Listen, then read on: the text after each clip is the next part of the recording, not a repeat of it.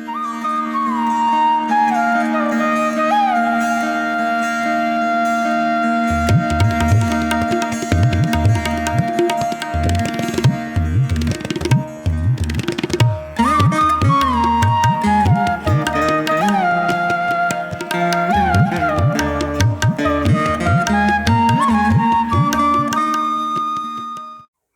ಶ್ರೀ ಗುರುಭ್ಯೋ ನಮಃ.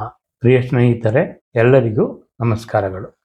ಈ ಹಿಂದಿನ ವಿಡಿಯೋದಲ್ಲಿ ದಗ್ಧ ರಾಶಿಗಳು ಮತ್ತು ದಗ್ಧ ರಾಶಿಗಳಲ್ಲಿ ಸ್ಥಿತವಾಗಿರುವ ಗ್ರಹಗಳು ವೈವಾಹಿಕ ವಿಷಯಗಳಲ್ಲಿ ಅಥವಾ ದಾಂಪತ್ಯ ಜೀವನದಲ್ಲಿ ಕೆಲವು ಸಮಸ್ಯೆಗಳನ್ನು ಕೊಡುತ್ತವೆ ಎಂದು ತಿಳಿಸಿದ್ದೆ. ಆದರೆ ದಗ್ಧ ರಾಶಿಗಳಲ್ಲಿರುವ ಅಶುಭ ಗ್ರಹಗಳು ವಿಪರೀತ ರಾಜಯೋಗವನ್ನು ಕೆಲವು ಸಮಯಗಳಲ್ಲಿ ಕೊಡುತ್ತವೆ ಎನ್ನುವುದೇ ಬಹಳ ಆಶ್ಚರ್ಯಪಡತಕ್ಕಂಥದ್ದಾದ ವಿಷಯವಾಗಿರುತ್ತದೆ. ಆದ್ದರಿಂದ ಸ್ನೇಹಿತರೆ, ದಗ್ಧ ರಾಶಿಗಳಂದರೆ ಏನು, ದಗ್ಧ ರಾಶಿಗಳಲ್ಲಿರುವ ಗ್ರಹಗಳು ಹೇಗೆ ಯಾವಾಗ ತಮ್ಮ ಫಲಗಳನ್ನು ಕೊಡುತ್ತವೆ ಎಂದು ಇವತ್ತಿನ ಭಾಗದಲ್ಲಿ ನೋಡೋಣ. ಈ ದಗ್ಧ ರಾಶಿಗಳನ್ನು ತಿಥಿಶೂನ್ಯ ರಾಶಿಗಳು ಎಂದು ಹೇಳುತ್ತಾರೆ. ವೈವಾಹಿಕ ವಿಷಯದಲ್ಲಿ ಕೆಲವರಿಗೆ ಅವರ ಬಾಳಲ್ಲಿ ಯಾವುದೇ ನಕಾರಾತ್ಮಕ ಚಟುವಟಿಕೆಗಳನ್ನು ಮಾಡದೇ ಇರುವಾಗ ಮನುಷ್ಯನ ಬಾಳಲ್ಲಿ ಪ್ರಾಮುಖ್ಯವಾದ ಒಂದಾಗಿರುವ ದಾಂಪತ್ಯ ಜೀವನ ಸಂಬಂಧಪಟ್ಟಿದ ವಿಷಯಗಳಲ್ಲಿ ಹಲವಾರು ಸಮಸ್ಯೆಗಳು, ಕಷ್ಟ, ನಷ್ಟ, ದ್ರೋಹ, ಮೋಸ, ಅವಯೋಗ ಎನ್ನುವ ಕೆಡು ಫಲಗಳು ಯಾಕೆ ಉಂಟಾಗುತ್ತದೆ ಎಂದು ವಿಶ್ಲೇಷಣೆ ಮಾಡುವಾಗ ಜ್ಯೋತಿಷ ಶಾಸ್ತ್ರದ ಪ್ರಕಾರ ಜನಿಸುವಾಗ ತಂದಿರುವ ಕರ್ಮಗಳೇ ಕಾರಣ ಎಂದು ಹೇಳಲಾಗಿದೆ. ಸ್ನೇಹಿತರೆ, ನಾವು ಒಂದು ಮನುಷ್ಯರಾಗಿ ಹುಟ್ಟಿ ನಮ್ಮ ಬಾಳಲ್ಲಿ ಒಂದು ಸುಖವನ್ನು ಅನುಭವಿಸಬೇಕೆಂದಿದ್ದರೆ ಖಂಡಿತ ಅನುಭವಿಸುತ್ತೇವೆ. ಅದೇ ರೀತಿ ಕಷ್ಟ ಅನುಭವಿಸಬೇಕಂತಿದ್ರೆ ಖಂಡಿತ ಅನುಭವಿಸ್ತೇವೆ. ಇದನ್ನು ಯಾರಿಂದನೂ ತಡೆ ಮಾಡುವುದಕ್ಕೆ ಸಾಧ್ಯವಿಲ್ಲ ಅಥವಾ ಬದಲಾವಣೆ ಮಾಡೋಕ್ಕೂ ಸಾಧ್ಯವಿಲ್ಲ ಎನ್ನುವುದೇ ನಿಜ. ಆ ಕಷ್ಟ ಸುಖಗಳ ಪ್ರಮಾಣ ಹೆಚ್ಚು ಕಡಿಮೆ ಇರುತ್ತದೆ ಅಷ್ಟೇ. ಇದನ್ನೇ ಹಣೆಬರ ಎನ್ನುವುದು. ಇದಕ್ಕೆ ಅವರವರು ತಗೊಂಡು ಬಂದಿದ್ದ ಕರ್ಮ ಅಂತಾನೂ ಹೇಳುತ್ತಾರೆ. ಒಬ್ಬೊಬ್ಬರು ಅವರವರು ಮಾಡಿದ ಕರ್ಮಗಳನ್ನು ತೀರಿಸುವುದಕ್ಕಾಗಿ ಈ ಭೂಮಿಯಲ್ಲಿ ಜನಿಸುತ್ತಾರೆ ಎಂದು ಹೇಳಲಾಗಿದೆ. ಯಾವ ಕರ್ಮವೂ ಇಲ್ಲದೆ ಅಥವಾ ಅವರಿಗೆ ಇರುವ ಕರ್ಮಗಳನ್ನು ಬೇಕಾಗಿರುವ ಪ್ರಾಯಶ್ಚಿತ್ತಗಳಿಂದ ತೀರಿಸಿಕೊಂಡ ಮೇಲೆ ಪುನಃ ಜನ್ಮ ಇಲ್ಲದೆ ಮೋಕ್ಷಕ್ಕೆ ಹೋಗುತ್ತಾರೆ ಎಂದು ವೇದ ಇತಿಹಾಸಗಳಲ್ಲಿ ಹೇಳಲಾಗಿದೆ. ಆದ್ದರಿಂದ ಸ್ನೇಹಿತರೆ, ಒಬ್ಬೊಬ್ಬರ ಕರ್ಮ ಏನು ಅಂತ ಅವರವರ ಜಾತಕಗಳ ಮೂಲಕವಾಗಿ ತಿಳಿದುಕೊಳ್ಳಬೇಕು. ಅವರವರ ಕರ್ಮ ಏನೇನಿದೆ, ಯಾವುದು ಬಹಳ ಕಷ್ಟಗಳನ್ನು ಕೊಡುತ್ತದೆ ಎನ್ನುವ ವಿಷಯಗಳನ್ನು ಅವರವರ ಜಾತಕಗಳಿಂದ ತಿಳಿದುಕೊಳ್ಳಬಹುದು ಅಥವಾ ಪ್ರಶ್ನೆ ಜಾತಕಗಳಿಂದ ತಿಳಿದುಕೊಳ್ಳಬಹುದು. ಸಾಧಾರಣವಾಗಿ ಎಲ್ಲರಿಗೂ ಜನ್ಮ ನಕ್ಷತ್ರವನ್ನು ಎಲ್ಲ ವಿಷಯಗಳಿಗೂ ಪರಿಗಣಿಸುತ್ತಾರೆ. ಆದರೆ ಮೃತ್ಯುವಾದವರಿಗೆ ಅವರು ಮೃತ್ಯುವಾದ ದಿನದಲ್ಲಿ ಆ ಗಳಿಗೆಯಲ್ಲಿ ನಡೆಯುತ್ತಿದ್ದ ತಿಥಿಯನ್ನು ಪರಿಗಣಿಸುತ್ತಾರೆ. ಅವರಿಗೆ ಶ್ರದ್ಧೆ ಮಾಡುವುದು ಆ ತಿಥಿಯಲ್ಲೇ ಮಾಡುತ್ತಾರೆ. ಆದ್ದರಿಂದ ತಿಥಿಗಳಿಗೂ ಕರ್ಮಗಳಿಗೂ ತುಂಬಾ ಹತ್ತಿರ ಸಂಬಂಧ ಇರುತ್ತದೆ. ಅದರಿಂದ ನಾವು ಜನಿಸಿದ್ದ ತಿಥಿಗಳು ನಮ್ಮ ಬಾಳಲ್ಲಿ ಯಾವ ಯಾವ ರೀತಿಯಲ್ಲಿ ಪರಿಣಾಮಗಳನ್ನು ಕೊಡುತ್ತವೆ ಎಂದು ದಗ್ಧ ರಾಶಿಗಳ ಮೂಲಕ ತಿಳಿದುಕೊಳ್ಳಬಹುದು. ಆದ್ದರಿಂದ ದಗ್ಧ ರಾಶಿಗಳು ಎನ್ನುವ ತಿಥಿ ಶೂನ್ಯ ರಾಶಿಗಳಂದ್ರೆ ಏನು ಅಂತ ನೋಡೋಣ ಬನ್ನಿ. ಸ್ನೇಹಿತರೆ, ತಿಥಿಗಳು ಅಂದ್ರೆ ಏನು ಅಂತ ನಿಮಗೆ ಇಲ್ಲಿ ನೀವು ನೋಡುವ ನನ್ನ ಹಿಂದಿನ ವಿಡಿಯೋವನ್ನು ನೋಡಿದರೆ ತಿಳಿದುಕೊಳ್ಳಬಹುದು. ಅಂದ್ರೆ ಸೂರ್ಯನಿಗೂ ಚಂದ್ರನಿಗೂ ಮಧ್ಯದಲ್ಲಿ ಇರುವ ರೇಖಾಂಶಗಳ ದೂರಕ್ಕೆ ತಕ್ಕಂತದಾಗಿ ಈ ತಿಥಿಗಳು ಪ್ರಥಮ ತಿಥಿಯಿಂದ ಪೂರ್ಣಿಮಾ ಅಥವಾ ಅಮಾವಾಸ್ಯ ತಿಥಿಯವರೆಗೆ ಶುಕ್ಲ ಪಕ್ಷ ಅಥವಾ ಕೃಷ್ಣ ಪಕ್ಷ ಎಂದು 15 ತಿಥಿಗಳು ಬರುತ್ತವೆ ಎಂದು ನಿಮಗೆ ಗೊತ್ತಿರುತ್ತದೆ. ತಂದೆ ತಾಯಿಯನ್ನು ಗುರುತಿಸುವ ಸೂರ್ಯ ಮತ್ತು ಚಂದ್ರ ಈ ತಿಥಿಗಳಿಗೆ ಕಾರಣಕರ್ತವಾಗುತ್ತಾರೆ. ಅಂದರೆ ನಮ್ಮ DNA ಕನೆಕ್ಟಿವಿಟಿ ನಮ್ಮ ಪಿತೃಗಳಿಂದ ತಂದೆ ತಾಯಿಯ ಮೂಲಕವಾಗಿಯೇ ಬಂದಿರುತ್ತದೆ.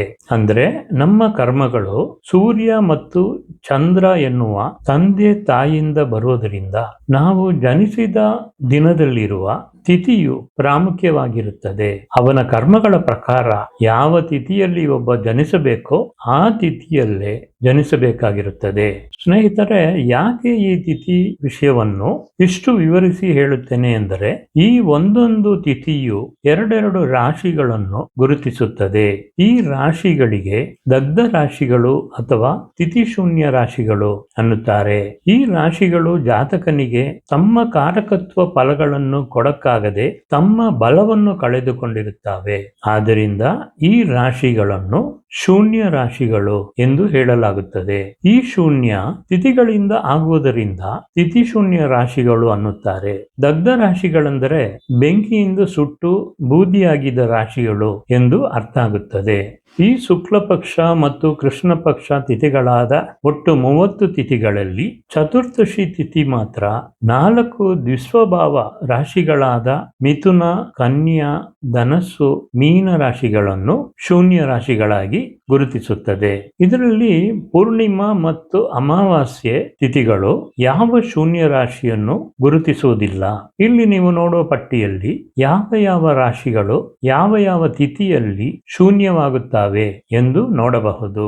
ಈ ರಾಶಿಗಳು ಮತ್ತು ರಾಶಿಗಳಲ್ಲಿರುವ ಗ್ರಹಗಳು ಬಲಹೀನವಾಗಿ ತಮ್ಮ ಕಾರಕತ್ವ ಫಲಗಳನ್ನು ಕೊಡುವುದಿಲ್ಲ ಅಥವಾ ಆ ಫಲಗಳನ್ನು ವಿಳಂಬ ಮಾಡುತ್ತವೆ.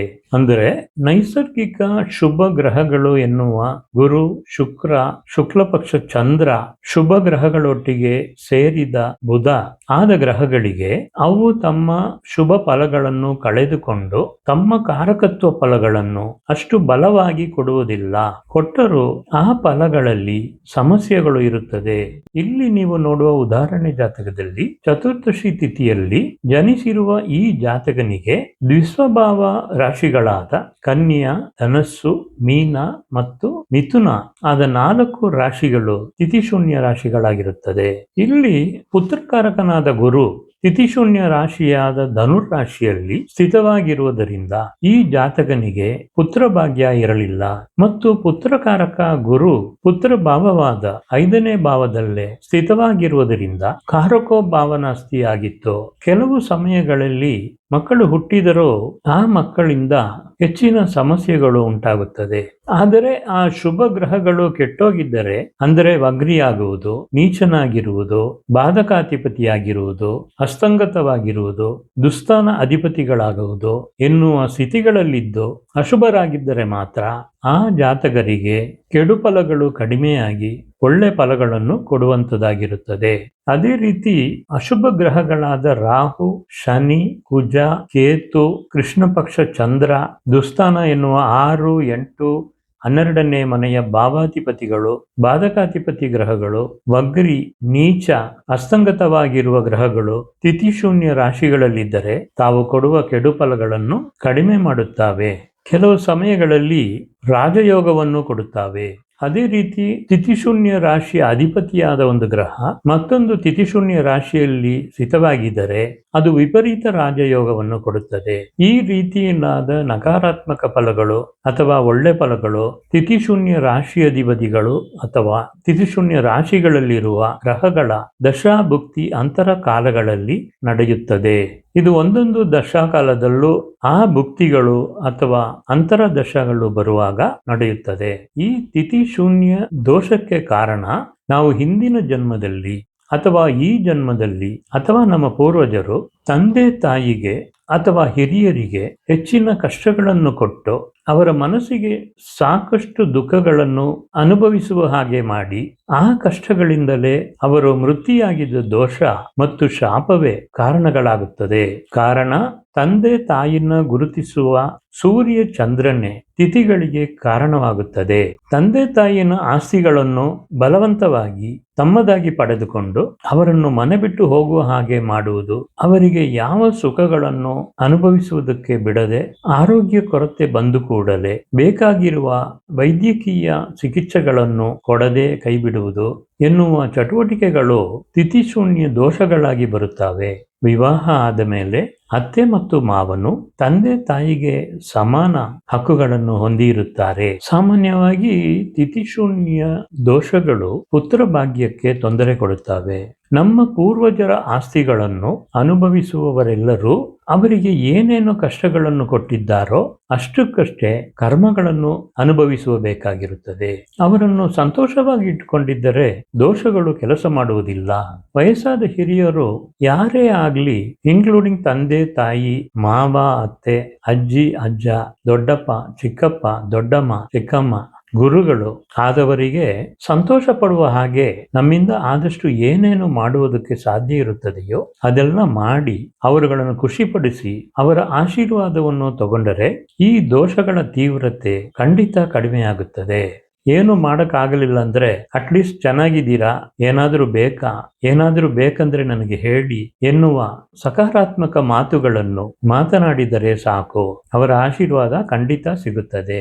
ಇಲ್ಲಿ ನೀವು ನೋಡುವ ವೃಶ್ಚಿಕ ಲಗ್ನದಲ್ಲಿ ಜನಿಸಿರುವ ಜಾತಕರು ಸಪ್ತಮಿ ತಿಥಿಯಲ್ಲಿ ಹುಟ್ಟಿದ್ದಾರೆ. ಇವರಿಗೆ ಧನಸ್ಸು ಮತ್ತು ಕರ್ಕಾಟಕ ರಾಶಿಗಳು ತಿಥಿಶೂನ್ಯ ರಾಶಿಗಳಾಗಿ ಬರುತ್ತದೆ. ಎರಡನೇ ಭಾವವಾದ ಧನಸ್ಥಾನದಲ್ಲಿ ರಾಹು ಸ್ಥಿತವಾಗಿರುವುದರಿಂದ ಈ ಧನುರಾಶಿ ಅವನಿಗೆ ಬೇಕಾದಷ್ಟು ವರಮಾನವನ್ನು ಕೊಟ್ಟಿತ್ತು. ಆದರೆ ಅವನ ಕುಟುಂಬದವರೊಟ್ಟಿಗೆ ಇರುವುದಕ್ಕೆ ಬಿಡಲಿಲ್ಲ. ಅವನು ಹೊರ ದೇಶದಲ್ಲಿ ಒಂದು ದೊಡ್ಡ ಕಂಪನಿಯಲ್ಲಿ ಒಳ್ಳೆ ಉನ್ನತ ಸ್ಥಾನದಲ್ಲಿ ಕೆಲಸ ಮಾಡುತ್ತಿದ್ದರು. 9ನೇ ಭಾವವಾದ ಕರ್ಕಾಟಕ ರಾಶಿ ಭಾಗ್ಯಸ್ಥಾನವಾಗಿ ತಿಥಿಶೂನ್ಯ ರಾಶಿಯಾಗಿತ್ತು. 9ನೇ ಭಾವ ತಂದೆ, ಶುಕ್ರ ಹೆಂಡತಿ, ಚಂದ್ರ ತಾಯಿ, ಗುರು ಮಗ ಇವರೊಟ್ಟಿಗೆ ಇರುವುದಕ್ಕಾಗಲಿಲ್ಲ. ಯಾವಾಗಲೂ ಅವರಿಗೆ ಕುಟುಂಬ ಮತ್ತು ತಂದೆಯ ಬಗ್ಗೆ ಚಿಂತನೆ ತುಂಬಿತ್ತು. ಎಷ್ಟು ಸಂಪಾದನೆ ಮಾಡಿದರೂ ಮನಸ್ಸಿಗೆ ನೆಮ್ಮದಿ ಇರಲಿಲ್ಲ. ಕಾರಣ ಚಂದ್ರ ಮನೋಕಾರಕನಾಗಿ ತಿಥಿಶೂನ್ಯದಲ್ಲಿದ್ದಾನೆ. ಕಾಲಪುರುಷನಿಗೆ 9ನೇ ಮನೆಯಾದ ಧನುಸ್ಸು ತಂದೆಯನ್ನು ಗುರುತಿಸುವ ಮನೆಯಲ್ಲಿ ಸ್ಥಿತವಾಗಿರುವ ರಾಹು ತಂದೆಗೆ ಹೆಚ್ಚಿನ ಕುಡಿಯ ಅಭ್ಯಾಸವನ್ನು ಕೊಟ್ಟು ಅವರು ಯಾವಾಗಲೂ ಸಂತೋಷದಲ್ಲಿ ತೇಲುವವರಾಗಿದ್ದರು. ಕಾರಣ ಧನುರಾಶಿ ತಿಥಿಶೂನ್ಯವಾಗಿತ್ತು. ಅದೇ ರೀತಿಯಲ್ಲಿ ನೋಡುವ ಇನ್ನೊಂದು ಜಾತಕದಲ್ಲಿ ಇವರು ಪ್ರಥಮ ತಿಥಿಯಲ್ಲಿ ಜನಿಸಿದ್ದಾರೆ. ಇವರಿಗೆ ತುಲಾ ಮತ್ತು ಮಕರ ರಾಶಿಗಳು ತಿಥಿಶೂನ್ಯ ರಾಶಿಗಳಾಗಿತ್ತು. 6ನೇ ಮತ್ತು 9ನೇ ಮನೆ ಅಧಿಪತಿಯಾದ ಗುರು 7ನೇ ಭಾವದಲ್ಲಿ ಅಂದರೆ ತಿಥಿಶೂನ್ಯ ರಾಶಿಯಲ್ಲಿ ನೀಚನಾಗಿ ಸ್ಥಿತವಾಗಿರುತ್ತಾರೆ. ಲಗ್ನಾಧಿಪತಿ ಚಂದ್ರ ವೃಶ್ಚಿಕ ರಾಶಿಯಲ್ಲಿ ನೀಚನಾಗಿರುತ್ತಾನೆ. 9ನೇ ಮನೆಯಲ್ಲಿ ಶನಿ, ಕೇತುವಿನ ಸೇರುವಿಕೆ ಮತ್ತು ಗುರು ಶನಿ ಪರಿವರ್ತನೆ ಯೋಗದಲ್ಲಿ ಇರುತ್ತಾರೆ. ತಿಥಿಶೂನ್ಯದಲ್ಲಿರುವ 9ನೇ ಭಾವಾಧಿಪತಿ ನೀಚನಾಗಿ ಕೆಟ್ಟಿರುವುದರಿಂದ ಜಾತಕನಿಗೆ ಒಳ್ಳೆ ಫಲಗಳನ್ನು ಕೊಡುತ್ತಾನೆ. ತಂದೆಯಿಂದ ಬೇಕಾದಷ್ಟು ಆಸ್ತಿ ಕೊಡಲಾಗಿತ್ತು, ಆದರೆ ತಂದೆಯ ಜೊತೆ ಇರುವುದಕ್ಕಾಗಲಿಲ್ಲ. ಕಾರಣ ಪರಿವರ್ತನೆಯಿಂದ ಗುರು ಕೇತುವಿನ ಜೊತೆ ಕುಳಿತುಕೊಳ್ಳುತ್ತಾನೆ. ತಂದೆಯ ಪ್ರೀತಿ ಲಭ್ಯವಿಲ್ಲ. ತಂದೆಯನ್ನು ಗುರುತಿಸುವ ಸೂರ್ಯ ತಿಥಿಶೂನ್ಯ ರಾಶಿ ಅಧಿಪತಿಯಾದ ಶುಕ್ರನ ಜೊತೆ ಸೇರುವಿಕೆ ಮತ್ತು ಮತ್ತೊಂದು ತಿಥಿಶೂನ್ಯ ರಾಶಿ ಅಧಿಪತಿಯಾದ ಶನಿಯ 3ನೇ ದೃಷ್ಟಿಯು ಸೂರ್ಯನಿಗೆ ಇತ್ತು. ತಂದೆಯ ಪ್ರೀತಿ ಸಿಕ್ಕದೆ ಹೋಗುವುದನ್ನು ಇದು ರುಜುಪಡಿಸುತ್ತದೆ. ಡಾಕ್ಟರ್ ಆಗಿದ್ದ ಇವರಿಗೆ 7ನೇ ಭಾವದಲ್ಲಿರುವ ಗುರು ಪ್ರೇಮ ವಿವಾಹವನ್ನು ಕೊಟ್ಟಿತ್ತು. 5ನೇ ಮನೆಯಲ್ಲಿ ನೀಚ ಚಂದ್ರ ಸ್ಥಿತವಾಗಿರುತ್ತಾನೆ. ಪುತ್ರಕಾರಕನಾದ ಗುರು ನೀಚನಾಗಿದ್ದರಿಂದ ಮದುವೆಯಾಗಿ 4 ವರ್ಷಗಳಾಗಿಯೂ ಮಕ್ಕಳಾಗಲಿಲ್ಲ. ಕಾರಣ 7ನೇ ಭಾವ ತಿಥಿಶೂನ್ಯವಾಗಿರುವುದರಿಂದ ಹೆಂಡತಿಯಿಂದ ಮಕ್ಕಳಾಗುವುದಕ್ಕೆ ಒಪ್ಪಿಗೆ ಸಿಕ್ಕಲಿಲ್ಲ. ತುಲಾ ರಾಶಿಯಾದ 4ನೇ ಭಾವ ತಿಥಿಶೂನ್ಯವಾದರೂ ಅಲ್ಲಿ ಯಾವ ಗ್ರಹಗಳು ಇಲ್ಲದರಿಂದ 4ನೇ ಭಾವದಿಂದ ಯಾವ ತೊಂದರೆಯೂ ಇರಲಿಲ್ಲ. ಮತ್ತೆ ಸ್ನೇಹಿತರೆ, ಇದು ಭಗವಂತ ಶ್ರೀರಾಮನ ಜಾತಕ. ನವಮಿ ತಿಥಿಯಲ್ಲಿ ತನ್ನ ಅವತಾರವನ್ನು ಕೊಟ್ಟ ಶ್ರೀರಾಮನಿಗೆ ಸಿಂಹ ಮತ್ತು ವೃಶ್ಚಿಕ ರಾಶಿಗಳು ತಿಥಿಶೂನ್ಯ ರಾಶಿಗಳಾಗಿತ್ತು. ತಿಥಿಶೂನ್ಯ ರಾಶಿ ಅಧಿಪತಿ ಕುಜ 7ನೇ ಭಾವದಲ್ಲಿರುವುದರಿಂದ ಹೆಂಡತಿಯಿಂದ ಹೆಚ್ಚಿನ ಕಾಲಗಳು ದಾಂಪತ್ಯ ಸುಖಗಳನ್ನು ಅನುಭವಿಸಕ್ಕಾಗಲಿಲ್ಲ. ಧರ್ಮಪತ್ನಿಯಾದ ಸೀತಾದೇವಿಗೂ ಹೆಚ್ಚಿನ ಕಷ್ಟಗಳನ್ನು ಕೊಟ್ಟಿತ್ತು. ಅದೇ ರೀತಿ 5ನೇ ಭಾವ ತಿಥಿಶೂನ್ಯ ರಾಶಿಯಾಗಿ ರಾಹು ಶನಿ ಮಧ್ಯದಲ್ಲಿ ಪಾಪಕರ್ತಾರಿ ಯೋಗದಲ್ಲಿ ಇರುವುದರಿಂದ ಶ್ರೀರಾಮನಿಗೆ ಮಕ್ಕಳಿಂದ ಸುಖ ಸಿಗಲಿಲ್ಲ. ತಂದೆಯನ್ನು ಗುರುತಿಸುವ ಸೂರ್ಯ ವ್ಯಯ ಭಾವಾಧಿಪತಿಯಾದ ಬುಧನ ಜೊತೆ ಸೇರುವಿಕೆ, ಆದ್ದರಿಂದ ತಂದೆಯಿಂದ ಯಾವ ಪ್ರೀತಿಯೂ ಸಿಗದೆ ತಂದೆಯನ್ನು ಕಳೆದುಕೊಂಡರು. ಈ ದೋಷ ಶ್ರೀರಾಮನ ತಂದೆಯಾದ ದಶರಥ ಮಹಾರಾಜನಿಂದ ಬಂದಿತ್ತು ಅನ್ನುತ್ತಾರೆ. ಅಂದರೆ ಕಣ್ಣು ಕಾಣದೇ ಇರುವ ತನ್ನ ವಯಸ್ಸಾದ ತಂದೆ ತಾಯಿಯನ್ನು ನೋಡಿಕೊಂಡಿರುವ ಒಂದು ವ್ಯಕ್ತಿಯನ್ನು ಕೊಂದಿದ್ದರಿಂದ ಆ ಹಿರಿಯರು ಕೊಟ್ಟ ಶಾಪ ಎಂದು ಹೇಳಲಾಗಿದೆ. ಆದ್ದರಿಂದ ಸ್ನೇಹಿತರೆ, ಈ ತಿಥಿಶೂನ್ಯ ದೋಷದಲ್ಲಿ ಇನ್ನೂ ಸಾಕಷ್ಟು ಸೂಕ್ಷ್ಮಗಳು ಇದ್ದಾವೆ. ಇನ್ನು ಮುಂದಿನ ವಿಡಿಯೋಗಳಲ್ಲಿ ಇನ್ನಷ್ಟು ಉದಾಹರಣೆ ಜಾತಕಗಳೊಟ್ಟಿಗೆ ಆ ಸೂಕ್ಷ್ಮಗಳನ್ನು ನೋಡೋಣ. ನಾವು ಆದಷ್ಟು ಹಿರಿಯರ ಆಶೀರ್ವಾದಗಳನ್ನು ಪಡೆದುಕೊಂಡು ನಮ್ಮ ತಿಥಿಶೂನ್ಯ ದೋಷವನ್ನು ತೀರಿಸಿಕೊಳ್ಳೋಣ. ಸ್ನೇಹಿತರೆ, ಈ ವಿಡಿಯೋವನ್ನು ಇಲ್ಲಿಯವರೆಗೆ ನೋಡಿದ್ದಕ್ಕೆ ಧನ್ಯವಾದಗಳು. ಈ ವಿಡಿಯೋ ನಿಮಗೆ ಇಷ್ಟವಾಗಿದ್ದರೆ ಲೈಕ್ ಬಟನ್ ಒತ್ತಿ ನನ್ನ ಈ ಚಾನೆಲ್ಗೆ ಸಬ್ಸ್ಕ್ರೈಬ್ ಮಾಡಿ. ಈ ಲಿಂಕ್ ಅನ್ನು ನಿಮ್ಮ ಸ್ನೇಹಿತರುಗಳಿಗೆಲ್ಲ ಕಳಿಸಿ. ಎಲ್ಲರಿಗೂ ಉಪಯೋಗವಾಗಲಿ, ಎಲ್ಲರಿಗೂ ಶುಭವಾಗಲಿ. ನಮಸ್ಕಾರ. ಸರ್ವೇ ಜನ ಸುಖಿನೋ ಭವಂತು.